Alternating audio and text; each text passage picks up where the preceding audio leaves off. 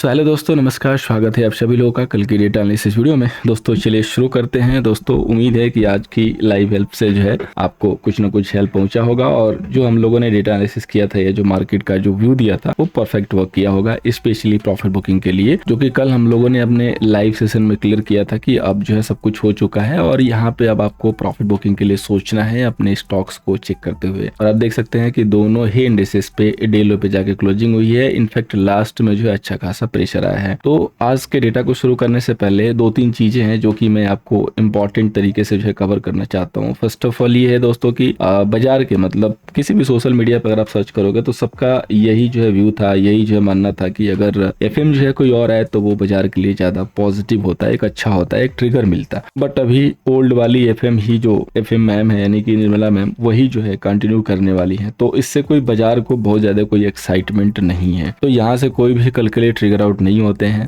इसके अलावा कोई ऐसा पोर्टफोलियो जो कि चेंज हुआ हो, ऐसा कुछ नहीं है जिससे बाजार को एक्स्ट्रा जो है ट्रिगर मिले।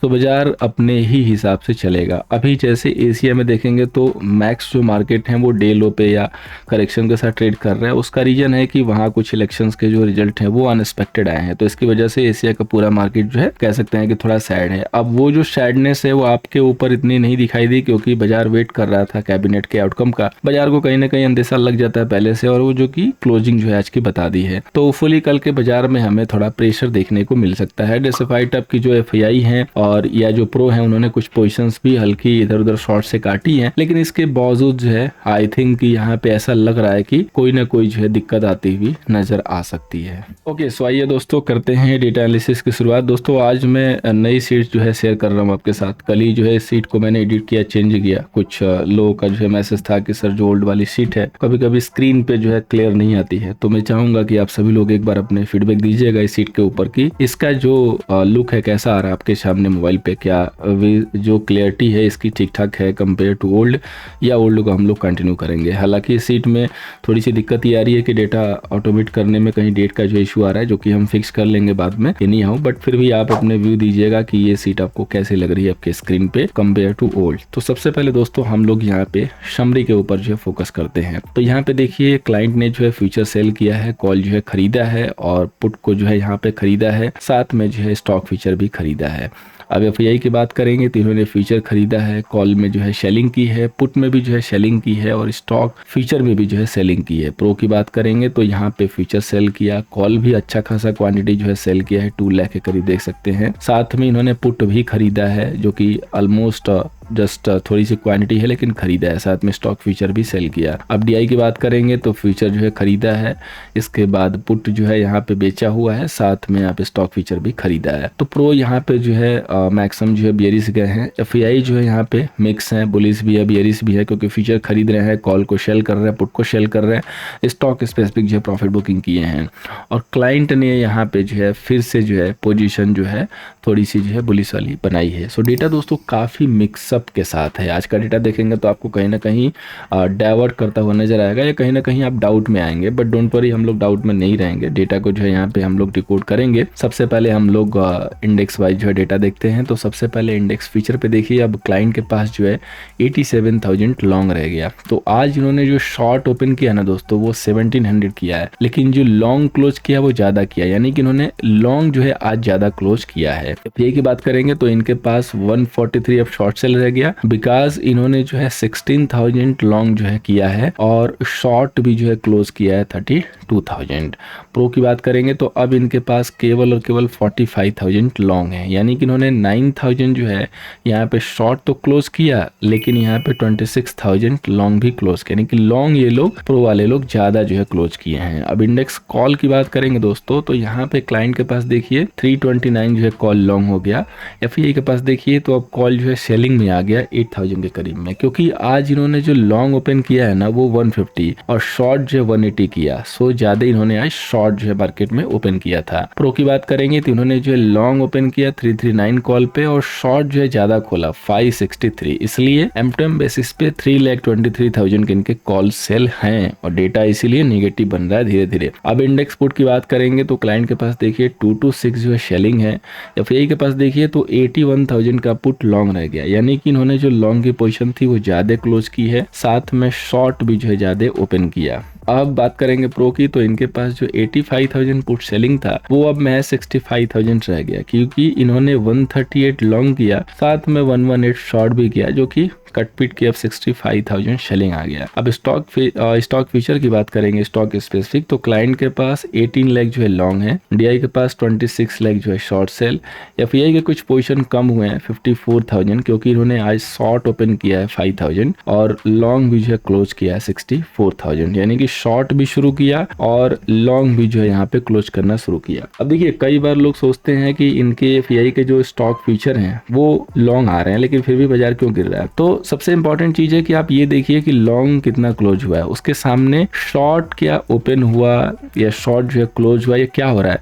तो देखिए शॉर्ट भी ओपन कर रहा है फ्रेश में और लॉन्ग भी क्लोज कर रहा है, इसलिए डेटा जो है हम इसको निगेटिव साइड रखते हैं। अब बात करेंगे दोस्तों प्रो की, तो प्रो के पास देखिए 2,96,000 जो है लॉन्ग रह गया, बिकॉज इन्होंने शॉर्ट भी ओपन किया 22 और साथ में लॉन्ग भी किया जो कि महज 2,000, यानी कि इन्होंने शॉर्ट ज्यादा ओपन किए हैं कंपेयर टू लॉन्ग। तो अब हम इस डेटा को दोस्तों डिकोड करते हैं, कंसोलिडेटेड डेटा देखते हैं कि किसके पास कितना लॉन्ग एंड शॉर्ट है, देन आफ्टर हम लोग आगे बढ़ेंगे और अपना जो है कंक्लूजन भी मिल जाएगा कि हमारी प्लानिंग क्या होनी चाहिए। तो सबसे पहले दोस्तों बात करेंगे क्लाइंट की, तो इनके पास देखिए 87,000 जो है इंडेक्स फ्यूचर लॉन्ग है, साथ में 3,29,000 कॉल भी लॉन्ग है और सामने से 2 to 6 जो है पुट भी सेल किया है। सो टोटल इनका दोस्तों जो M2M हो जाएगा 6,43,000 का दोस्तों इनके पास लॉन्ग ओपन हो गया। अब बात करेंगे दोस्तों एफआई की, तो एफआई के पास देखिए 143 का जो है यहाँ पे शॉर्ट सेल है, साथ में इनके पास देखेंगे तो कॉल भी जो है यहाँ पे 8,000 के करीब सेल है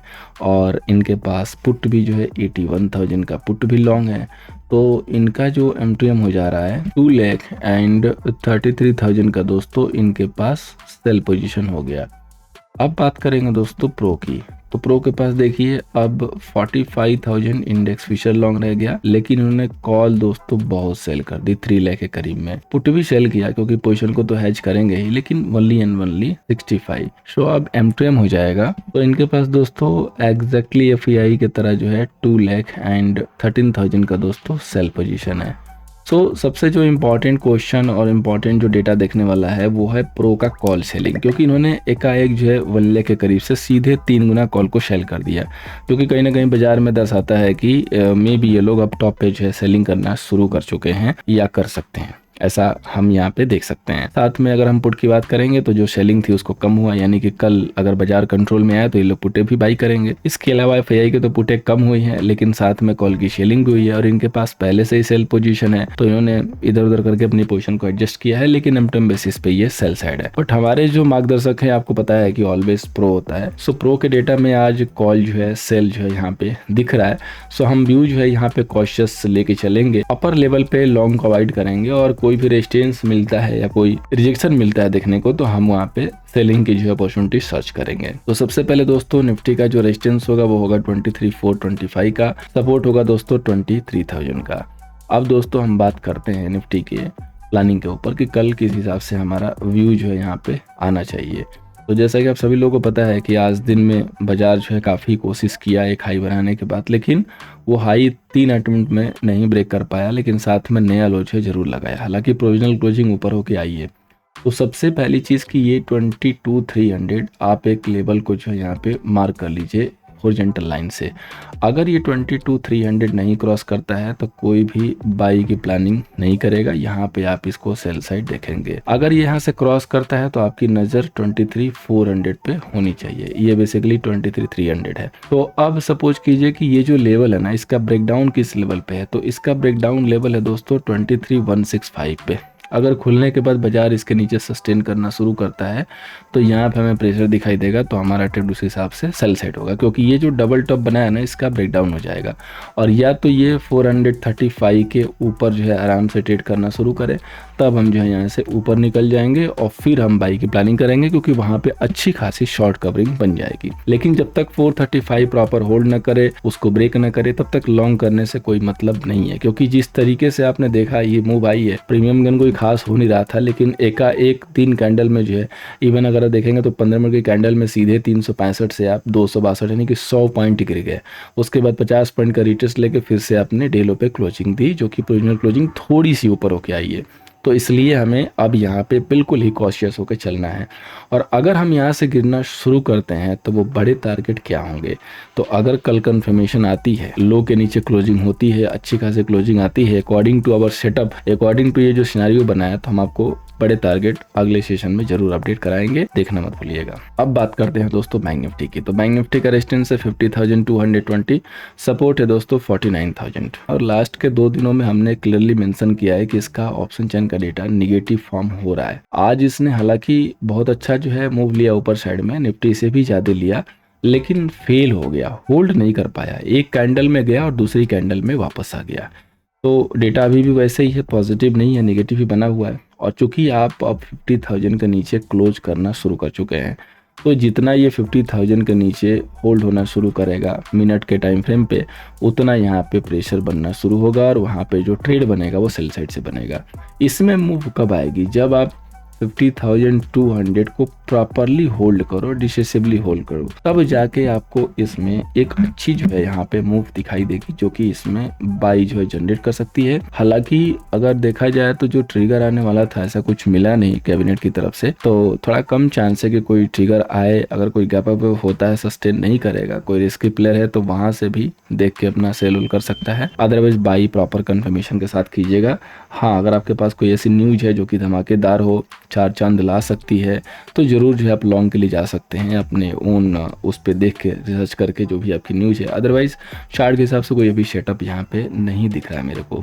अब बात करेंगे दोस्तों फाइनेंस निफ्टी की। तो फाइनेंस निफ्टी का दोस्तों रेजिस्टेंस है 22,320 का, सपोर्ट होगा दोस्तों 21,785 का। सो तीनों ही इंडिसेस जो देखेंगे तो डे लो पे जाके क्लोज हुआ है और सेम सेटअप के साथ जो है यहाँ पे दिख रहा है। और फाइनेंस निफ्टी की कल एक्सपायरी भी है। 22,100 की पुट ऑप्शन मैंने स्पॉट की थी 105 पे, जो कि 150 के करीब गई है, लेकिन due to mid cap Nifty expiry हम उधर की तरफ थोड़ा फोकस थे, तो ये पुट जो है मिस हो गई। प्लान कर रहे थे कि इसको BTST भी दे, लेकिन अनफॉर्चुनेटली एक हमारे साथ ये भी क्वेश्चन था कि कैबिनेट की मीट है, कहीं कोई कुछ एक्सपायरी वाली कह सकते हैं कि कोई हेल्प मिल गई जो कि बाजार को मिल सकती है। अगर कोई फाइनेंस मिनिस्टर चेंज हो गया, अच्छा आदमी आ गया जो बाजार चाहता है, जैसे पीयूष गोयल साहब को चाह रहा था, तो फिर यहाँ पे जो है रॉकेट बन जाएगा। तो यही सोच के हमने अवॉइड कर दिया। हालांकि कल अगर सेटअप अच्छा रहा तो अब इसमें जो है पुट ऑप्शन देंगे, जैसे आज मिड कैप निफ्टी में स्टार्टिंग में दिया था और हीरो जीरो में स्टॉप लॉस ही हो गया था ऑलमोस्ट। तो यहाँ पे देखिए जो लेवल आज यहाँ पे दिखाई दिया ना लास्ट में 22,100, यही आपका मेक एंड ब्रेक लेवल है। अगर कल आप इसके नीचे सस्टेन करना शुरू करते हैं तो इसमें प्रेशर दिखाई देगा। ये 21,700 तक आराम से जा सकता है, उसके नीचे भी थोड़ा बहुत एक्सपायरी प्रेशर की वजह से। अगर कोई मूव आती है तो 200 पे फोकस कीजिए कि अगर 220 नहीं क्रॉस होता है तो फिर यहाँ से सेलिंग के मौके हैं।